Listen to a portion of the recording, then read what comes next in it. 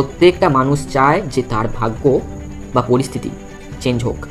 কোনো মানুষ চায় না যে তাকে কোনো বিষয়ে কম্প্রোমাইজ করতে হবে। কোনো মানুষ চায় না যে তাকে 10 টাকার জন্য ঝগড়া করতে হবে।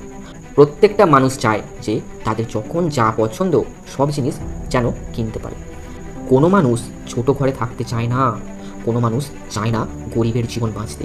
প্রত্যেকটা মানুষ তার পরিস্থিতি বদলাতে চায়। তো তাহলে কেন তারা নিজেকে বদলানোর চেষ্টা করে না?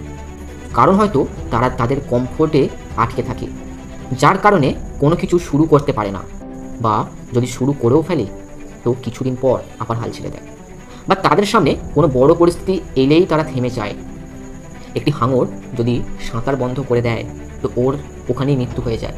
মানুষের মধ্যেও এইরকম হয়, শুধু তফাৎ এটাই যে মানুষ মরে না, মানুষ আধমরার মতো জীবনযাপন করতে থাকে। তো আপনার গ্রোথও যদি থেমে গিয়ে থাকে আর আপনিও যদি হাল ছেড়ে দেন, তো ধরে নিন আপনিও আধমরার মতো জীবনযাপন করছেন। যেইভাবে প্রত্যেকটা মানুষ চায় যে তার পরিস্থিতি পরিবর্তন হোক, ঠিক এই রকমভাবেই মানুষ চায় যে তার আঘাত লাগলে যেন ব্যথা অনুভব না হয়। কিন্তু জীবনের এই রঙ্গমঞ্চে দুঃখ যন্ত্রণা তো সহ্য করতেই হবে বস।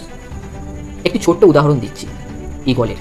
ঈগল যখন 40 বছরের হয়ে যায়, তো তার যে নখ থাকে, যার সাহায্যে সে শিকার করে, সেই নখ বেঁকে যায়। ওর যে ঠোঁট হয় সেটাও বেঁকে যায়। ওর ডানা ভারী হওয়ার কারণে শরীরের সাথে চিটে যায়, যার কারণে ওর উঠতে অনেক অসুবিধা হয়।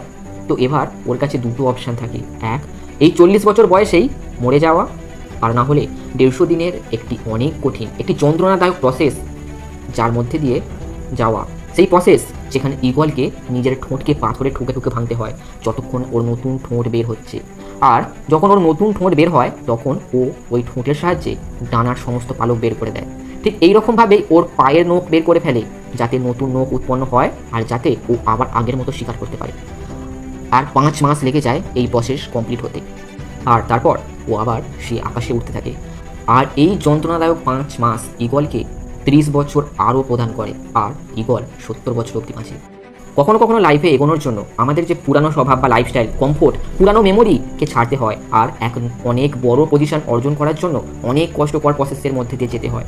আর অনেক মানুষ এই কষ্টকর প্রসেসের মধ্যে দিয়ে গিয়ে জীবনে বড় বড় পজিশন অর্জন করে, কারণ তারা সত্যি নিজেদের ভাগ্য বদলাতে চায়, তারা এই সমাজে কিছু করে দেখাতে চায়। আর যখন কোনো মানুষ সত্যি তার জীবনে কিছু করে দেখাতে চায়, তখন বড় থেকে বড় মুশকিলও তার পজিশন থেকে নড়াতে পারে না তাকে। তার মধ্যে শক্তি চলে আসে ওই পরিস্থিতির সাথে লড়ার জন্য, যেন ইউনিভার্সও তাকে সাহায্যে লেগে যায়। আর ইতিহাসে এমন অনেক যোদ্ধা আছে যাদের এই জীবনের যুদ্ধে এত যন্ত্রণা সহ্য করতে হয়েছে যার কোনো লিমিট নেই। তাই তারা সেই খারাপের থেকেও খারাপ পরিস্থিতি থেকে বেরিয়ে আজ কোথা থেকে কোথায় পৌঁছে গেছে। তো তুমি কেন করতে পারবে না? ব্যাস, তোমাকেও দুঃখ যন্ত্রণা সহ্য করতে হবে।